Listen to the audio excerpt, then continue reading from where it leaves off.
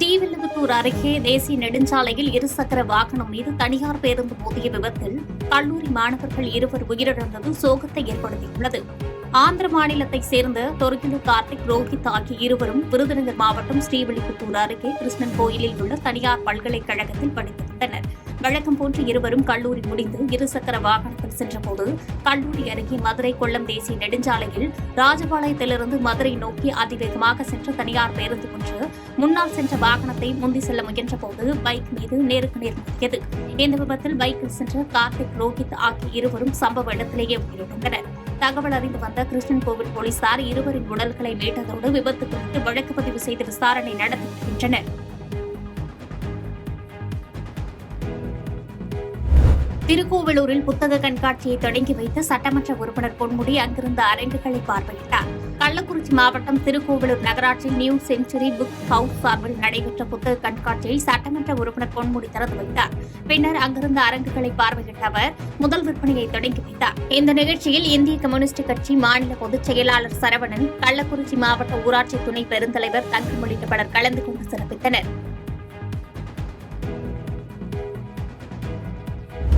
சென்னையில் அரசு வேலை வாங்கித் தருவதாக ஏமாற்றி ரூபாய் 2 கோடி மோசடி செய்த தம்பதி கைது செய்யப்பட்டனர். சென்னை காவல் ஆணையர் அலுவலகத்தில் தம்பதி மீது பண மோசடி புகார்கள் வந்த வண்ணம் இருந்தன. இதனை போலீசார் விசாரித்தபோது சென்னையைச் சேர்ந்த தம்பதி EM பாபு, சந்தியா ஆகியோர் பல நபர்களுக்கு அரசு வேலை வாங்கித் தருவதாக கூறி ரூபாய் 2 கோடி மோசடி செய்தது தெரியவந்தது. இதனால் பாதிக்கப்பட்ட சென்னை புதுவண்ணாரப்பேட்டையைச் சேர்ந்த சீனிவாசன் என்பவர் புகார் அளித்த நிலையில் வேலைவாய்ப்பு மோசடி பிரிவு வழக்கு பதிவு செய்த சென்னை மத்திய குற்றப்பிரிவு போலீசார் தம்பதியை கைது செய்து 2 பேரையும் நீதிமன்றத்தில் ஆஜர்படுத்தி சிறையில் அடைத்தனர். பசுமை எரிபொருட்களின் அதிக செலவுகள், வளர்ச்சியடையாத அடித்தள வசதிகள் மற்றும் கிரீன் பிரீமியம் போன்ற எதிர்ப்புகள் போன்றவை சவால்களாக உள்ளதாக இந்திய நீர்வள போக்குவரத்து தலைவர் விஜயகுமார் தெரிவித்துள்ளார். தூத்துக்குடியில் நடைபெற்ற நிகழ்வில் கலந்து கொண்ட பின்பு செய்தியாளர்களை சந்தித்த அவர், இந்திய துறைமுகங்கள் காற்று மற்றும் நீர் மாசுபாட்டை குறைக்கும் வகையிலும் சூரிய சக்தி போன்ற புதுப்பிக்கத்தக்க சக்திகளை பயன்படுத்துதல் போன்றவற்றை ஊக்குவிக்கும் வண்ணமாக பல்வேறு பசுமை முயற்சிகளை மேற்கொண்டு வருவதாக கூறினார்.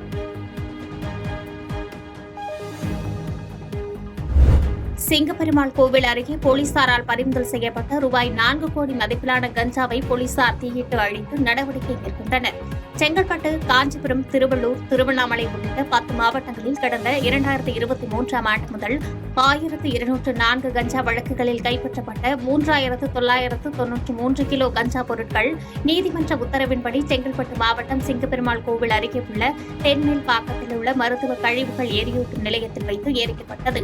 செங்கல்பட்டு மாவட்ட SP சாய் பிரணீத் உள்ளிட்ட காவல்துறை முக்கிய அதிகாரிகள் இதில் பங்கேற்ற நிலையில் போலீசாரால் பறிமுதல் செய்யப்பட்ட ரூபாய் 4 கோடி மதிப்பிலான கஞ்சா தீயிட்டு அழிக்கப்பட்டது. திருக்கோவிலூர் அருகே பள்ளி மாணவியை காதலிக்க சொல்லி வற்புறுத்திய இளைஞர் போக்சோ சட்டத்தின் கீழ் கைது செய்யப்பட்டார். கள்ளக்குறிச்சி மாவட்டம் திருக்கோவிலூர் அனைத்து மகளிர் காவல் நிலைய எல்லைக்குட்பட்ட பகுதியைச் சேர்ந்தவர் இளைஞர் ஸ்ரீதர். இவர் 12ஆம் வகுப்பு படிக்கக்கூடிய பள்ளி மாணவி ஒருவரை கடந்த 2 ஆண்டுகளாக தன்னை காதலிக்க வேண்டும் என்று வற்புறுத்தி தொந்தரவு செய்து வந்துள்ளார். இதுகுறித்து பள்ளி மாணவி தனது தாயாரிடம் தெரிவித்த நிலையில் மாணவியின் பெற்றோர் திருக்கோவிலூர் அனைத்து மகளிர் காவல் நிலையத்தில் புகார் அளித்தனர். புகாரின் பேரில் வழக்கு பதிவு செய்த போலீசார் மாணவிக்கு காதல் தொல்லை கொடுத்த ஸ்ரீதரை போக்சோ சட்டத்தின் கீழ் கைது செய்து சிறையில் அடைத்தனர்.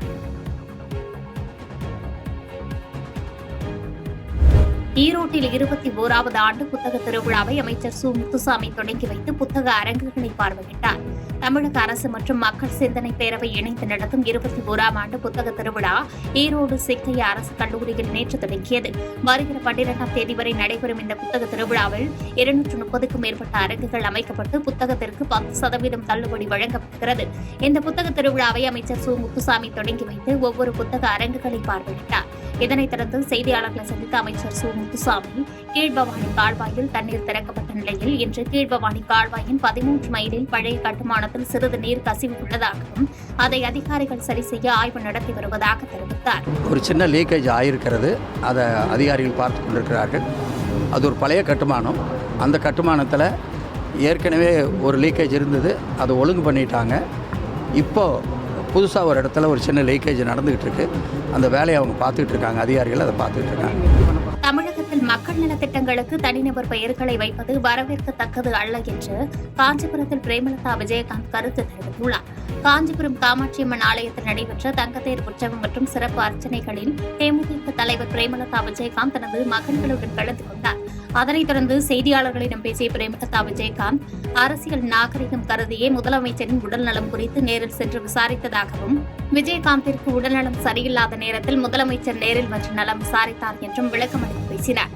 மேலும் தொடர்ந்து பேசிய அவர், மக்கள் வரிப்பணத்தில் செயல்படும் திட்டங்களுக்கு தனிநபர் பெயர் வைப்பது வரவேற்கத்தக்கது அல்ல என்றும், கடந்த காலங்களில் அதிமுக செய்தது போன்று திமுகவும் இதை செய்து வருவதாக குற்றம் சாட்டி பேசினார். அவருக்கு உடல்நிலை சரியில்லை அப்படின்றதுனால ஒரு அரசியல் நாகரிகத்துடன் பண்பாடுடன் நட்பு ரீதியாக அவரை போய் நாங்க சந்திச்சோம். ஏன்னா கேப்டன் உடல்நிலை சரியில்லாத போது ஒவ்வொரு வாட்டியும் அவர் நேரா கேப்டனை சந்திச்சிருக்காரு, அறிக்கை விடுவாரு. அதே மாதிரி வேற கேப்டன் மறைவுக்கு நீங்க எல்லாரும் பாத்தீங்க, கவர்மெண்ட் எவ்வளவு தூரம் இறுதி மரியாதையில இருந்து தீவுத்துடல இருந்து எல்லாமே அவங்க பண்ணி கொடுத்துருக்காரு. 10 பேர் கொண்ட கும்பல் பணம் கேட்டு மிரட்டுவதாக எஸ்பி அலுவலகத்தில் உணவக உரிமையாளர் புகார் மனு அளித்துள்ளார். காஞ்சிபுரம் காமராஜர் சாலையில் காளி பிரியாணி என்ற உணவகம் நடத்தி வருபவர் கீர்த்தி சிவபிரியா. இந்த உணவகத்திற்கு சூரியராஜ் என்ற நபர் தனது நண்பர்களுடன் உணவு அருந்து சென்றுள்ளார். அப்போது உணவுகள் பரிமாறப்பட்ட நிலையில் திடீரென பிரெட் அல்வாவில் ஈ இறந்து கிடப்பதாக தகராறு ஏற்பட்டுள்ளார். இதற்கு உணவக ஊழியர்கள் மற்றும் உரிமையாளர்கள் மறுப்பு தெரிவித்ததோடு ஒரு கட்டத்தில் அதற்கான பணத்தை திருப்பி தருவதாக தெரிவித்துள்ளனர். ஆனால் அதனை பொருட்படுத்தாமல் உணவக உரிமையாளரை மிரட்டி ரூபாய் 50,000 தரவில்லை என்றால் உணவு பாதுகாப்பு அதிகாரி அலுவலகத்தில் புகார் செய்வேன் என்றும், காவல்துறையில் சொன்னால் ஓட்டலை அடித்து நொறுக்கி விடுவேன் என மிரட்டி சென்றுள்ளார். இந்நிலையில் தனக்கு பாதுகாப்பு வேண்டி உணவக உரிமையாளர் கீர்த்தி சிவபிரியா தனது வழக்கறிஞருடன் எஸ்பி அலுவலகத்தில் மிரட்டல் விடுத்த நபர்கள் மீது நடவடிக்கை எடுக்க கோரி புகார் மனு அளித்தார். தனியா கூட்டிட்டு போயிட்டு பணம் கேட்டாரு ஒரு பெரிய தொகையாக. இல்லை என்றால் ஃபுட் அண்ட் சேஃப்டி டிபார்ட்மெண்ட்டுக்கு அறிவிச்சிடுவோம்ட்டு மிரட்டினாரு. இதையும் பண்ணலைன்னா ரெஸ்டாரண்ட்டுக்கு டேமேஜ் பண்ணுற மாதிரி ஏதாவது பண்ணுவோன்ட்டும் மிரட்டினாரு. இந்த நியூஸ் கம்ப்ளீட்டாக ஃபேக்குங்க. ஏன்னா நாங்கள் டெய்லி தான் சிக்கன் வாங்குகிறோம். எங்ககிட்ட எல்லா பில்ஸ் ரெக்கார்ட்ஸும் இருக்குது. அது மட்டும் இல்லாமல் பெஸ்ட் கண்ட்ரோலும் நாங்கள் வாரம் வாரம் பண்ணுறோம். ஒரு தரமான ஃபுட்டு கொடுக்கறது தான் எங்களுடைய ஃபர்ஸ்ட் ப்ரையாரிட்டி. ஏன்னா காலிக்ஸ் பிரியாணி ஒரு சாதாரண பிராண்ட் இல்லைங்க, இன்டர்நேஷ்னல் வரைக்கும் இருக்கிற பிராண்டு. நான் அதை விளையாட்டுத்தனமாக எடுத்துக்க கூடாது. எனக்கு கஸ்டமர் தான் ப்ரியாரிட்டி, ஃபுட்டு தான் ப்ரியாரிட்டி, சேஃப்டி தான் ப்ரியாரிட்டி. ஸோ நேற்று அவங்க மிரட்டிட்டு போனதுனால என்னுடைய அட்வொகேட் சாரோட எஸ்பி ஆஃபீஸில் ஒரு சின்னதாக கம்ப்ளைண்ட் கொடுத்துட்டு போயிடலான்னு வந்திருக்கு. ஏன்னா மறுபடியும் இது நீடிக்கக்கூடாதுன்னு சொல்லிட்டு. ஆலங்குடி அருகே தூக்கில் தொங்கிய பெண் சடலமாக மீட்கப்பட்ட நிலையில் அவரது கணவர்தான் அப்பெண்ணை அடித்து கொலை செய்து விட்டதாக கூறி பெற்றோர் சாலை மறியல் போராட்டத்தில் ஈடுபட்டனர். புதுக்கோட்டை மாவட்டம் ஆலங்குடி அருகே உள்ள கொத்தமங்கலம் கிராமத்தை சேர்ந்தவர் கண்ணன். இவருக்கு கடந்த 12 ஆண்டுகளுக்கு முன்பு திருநாளூர் வடக்கு கிராமத்தை சேர்ந்த பிரியா என்ற பெண்ணுடன் திருமணம் நடந்தது. தற்போது இருவருக்கும் 2 பெண் குழந்தைகள் உள்ளனர். மதுபோதைக்கு அடிமையான கண்ணன் காசு கேட்டு பிரியாவுடன் சண்டையில் அடிக்கடி ஈடுபட்டு வந்ததாக கூறப்படுகிறது. இந்நிலையில் நேற்று மாலை வீட்டில் பிரியா தூக்கில் தொங்கிய நிலையில் சடலமாக மீட்கப்பட்டார். இதுகுறித்து தகவல் அறிந்து வந்த பிரியாவின் பெற்றோர் மற்றும் அவரது உறவினர்கள் பிரியாவின் மரணத்தில் சந்தேகம் இருப்பதாகவும், அவரது கணவர்தான் பிரியாவை அடித்து கொலை செய்துவிட்டு தூக்கில் தொங்கவிட்டு விட்டதாகவும் குற்றம் சாட்டி பிரியாவின் சடலத்தை போலீசாரிடம் தர மறுத்து சாலை மறியல் போராட்டத்தில் ஈடுபட்டனர். இதனைத் தொடர்ந்து சம்பவ இடத்திற்கு வந்த ஆலங்குடி வட்டாட்சியர் மற்றும் காவல்துறை கண்காணிப்பாளர் போராட்டத்தில் ஈடுபட்டவர்களிடம் பேச்சுவார்த்தை நடத்தி அவரது உடலை பிரேத பரிசோதனைக்கு மருத்துவமனைக்கு எடுத்து சென்றனர்.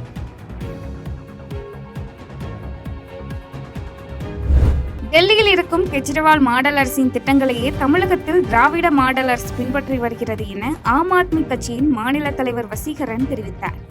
சென்னை ராயபுரம் கிழக்கு கல்மண்டபம் சாலையில் ஆம் ஆத்மி கட்சி சார்பில் கெஜ்ரிவால் மாடல் துவக்க விழா நிகழ்ச்சி மற்றும் பொதுக்கூட்டம் நடைபெற்றது.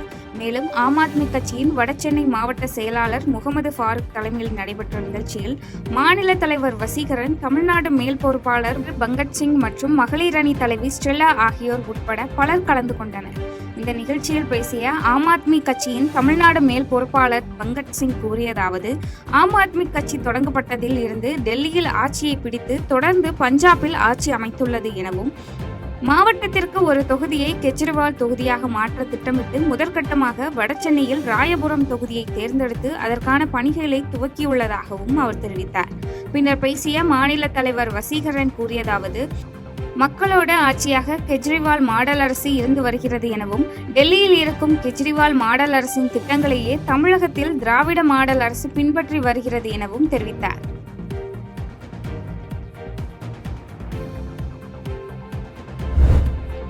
ஆணவ கொலைகள் சுதந்திரம் பெறுவதற்கு முன்பிலிருந்து நடைபெற்று வருகிறது எனவும் அதன் அடிநாதம் நமது சமூக அமைப்பு அதனை மாற்ற வேண்டும் என மக்கள் நீதி மய்ய தலைவரும் மாநிலங்களவை உறுப்பினருமான கமலஹாசன் தெரிவித்தார். சென்னை மீனம்பாக்கத்தில் உள்ள விமான நிலையத்தில் மக்கள் நீதி மய்ய தலைவரும் மாநிலங்களவை உறுப்பினருமான கமலஹாசன் செய்தியாளர்களை சந்தித்து பேசினார்.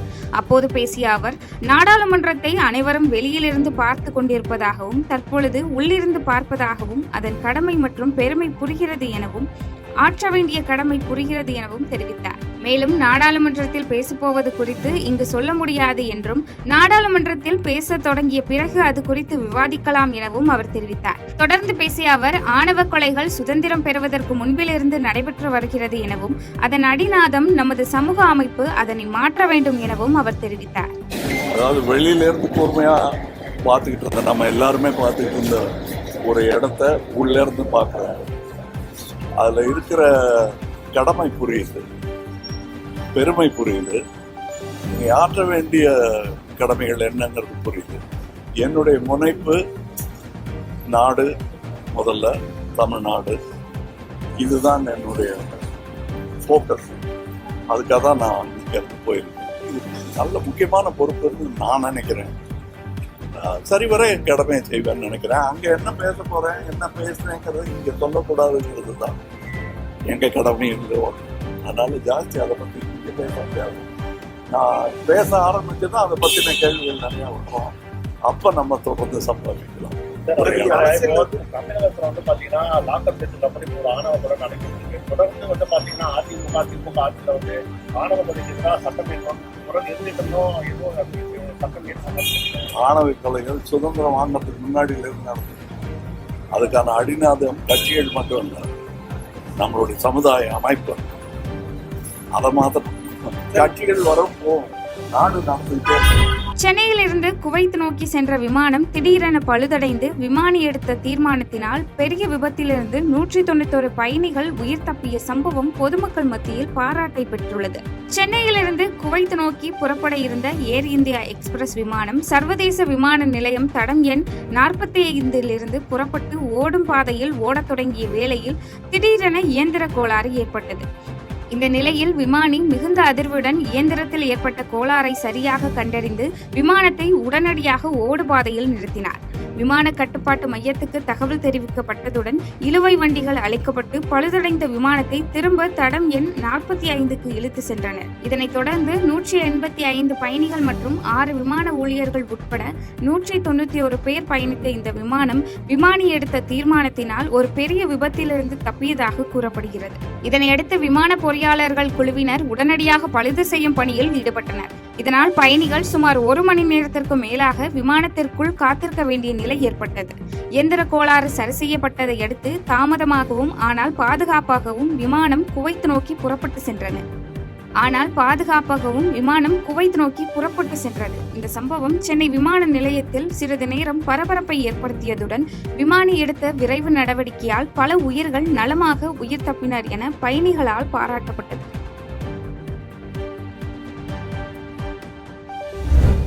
பரங்கிமலை ரயில் நிலையம் அருகே பெண் வீட்டார் காதல் ஜோடியை சரமாரியாக தாக்கும் வீடியோ வெளியாகி பரபரப்பை ஏற்படுத்தியுள்ளது.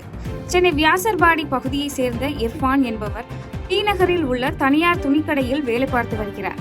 சென்னை ஆதம்பாக்கத்தை சேர்ந்த புவனேஸ்வரி என்பவர் செம்பாக்கத்தில் உள்ள தனியார் கல்லூரியில் 2ஆம் ஆண்டு பிகாம் படித்து வரும் நிலையில் இர்ஃபான் வேலை செய்யும் அதே கடையில் பகுதி நேரமாக வேலை பார்த்து வந்துள்ளார். இந்த நிலையில் இருவருக்கும் முதலில் பழக்கம் ஏற்பட்டு நாளடைவில் காதலாக மாறியது. இதனை பார்த்த குடும்பத்தினர் துரைத்து வந்த நிலையில் பரங்கிமலை ரயில் நிலையம் அருகே பிடித்து அவர்களை சரமாரியாக தாக்கினர். இதனையடுத்து தகவல் அறிந்து சம்பவ இடத்திற்கு வந்த ஆதம்பாக்கம் போலீசார் இருவரையும் காவல் நிலையம் அழைத்து சென்று விசாரணை மேற்கொண்டு வருகின்றனர்.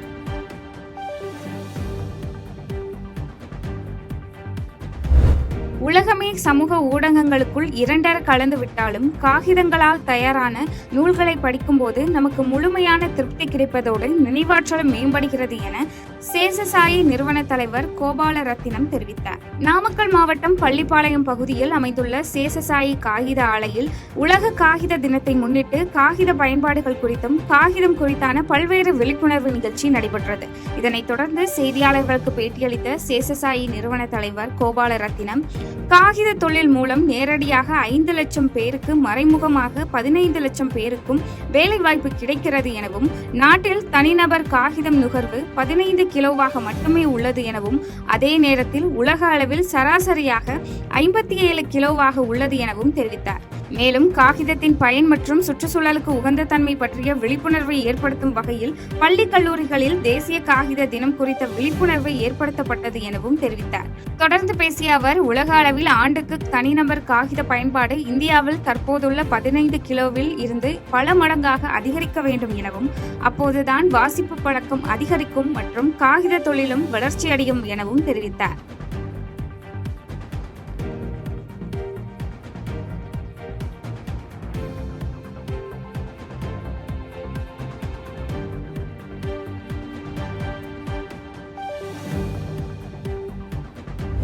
ஆங்கிலேய கால்வாயில் தொடர் நீச்சல் போட்டியில் தமிழகத்தை சேர்ந்த இளம் வீரர்கள் வென்று சாதனை படைத்துள்ளனர்.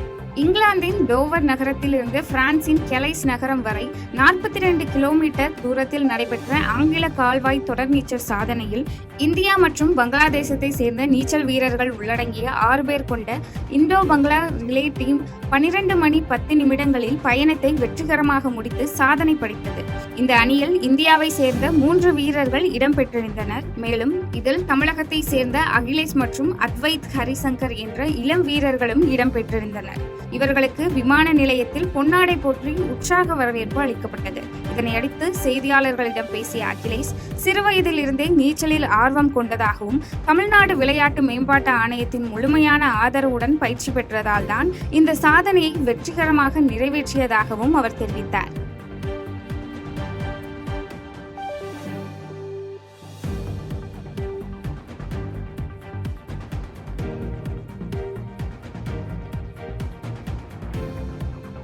செய்திகளை உடனுக்குடன் தெரிந்து கொள்ள கீழ்கண்ட கேபிள் மற்றும் டிடிஹெச் நெட்வொர்க்குகளில் எம்நாடு செய்தி தொலைக்காட்சியை காணுங்கள். பாதகம் செய்பவரை கண்டால் நாம் பயம் கொள்ளலாகாது பாப்பா. மோதி மிதித்துவிடு பாப்பா, அவர் முகத்தில் உமிழ்ந்துவிடு பாப்பா. அண்மை செய்திகளை உடனுக்குடன் தெரிந்து கொள்ள இணைந்திருங்கள் எம்நாடு தொலைக்காட்சியுடன்.